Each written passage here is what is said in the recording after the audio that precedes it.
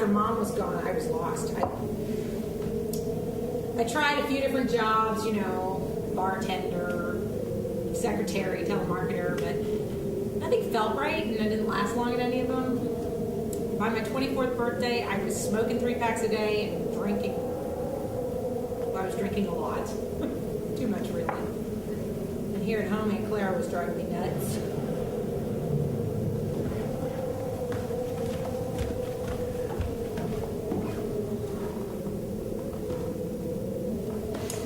So anyway, one night I was trying to watch TV, and Aunt Clara kept rambling on and on and on and on about how I should go to church and do something with my life. And I finished the beer I was drinking, put out my cigarette, turned off the TV, and walked out the door. After a while, I ended up at Columbia Park Cemetery. It was closed. It always is after dark, but I just stood there at the gate, just staring in at the field of weathered stones.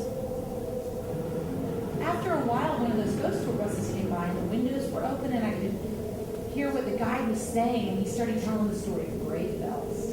The grave bells? Yeah. In the days before embalming became common practice, people would sometimes accidentally find themselves buried alive.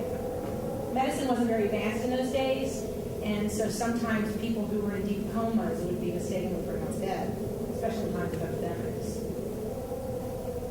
It's harder to get away with something like that these days. And modern medicine. So anyway, every once in a while, one of these people who'd been buried alive would wake up and claw his way back to the surface, but that was extremely rare. More often, they just run out of air, or if they managed to get through the boards of the coffin lid, the dirt bucket would collapse in on them and they'd suffocate. People nearby would sometimes hear screams coming from under the freshly dug ground, and you have to wonder how often they ignored those screams, thinking they were just a trick of the wind. But there are documented accounts of people being dug up, and when the lids were pried off the coffins, the bodies would have broken and bloody fingernails.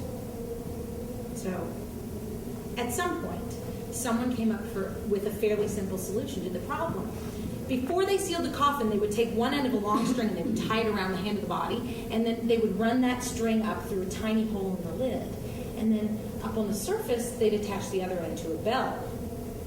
And the idea was that if the person in the coffin woke up, he'd just tug on the string to ring the bell and wait patiently for help to arrive. They even hired people to sit in the cemeteries listening for the bells.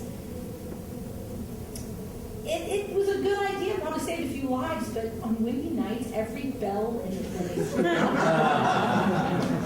I mean, imagine they're just sitting there in the dark with just a lighted lantern and a flask and something cheap to keep you warm, and the bells began.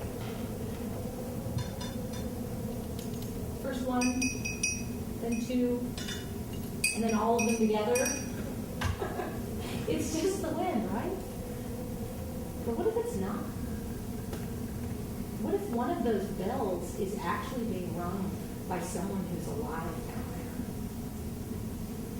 You can't dig up all the graves. Times are hard. You need the money the job provides. Chances are you didn't know the poor soul in, right?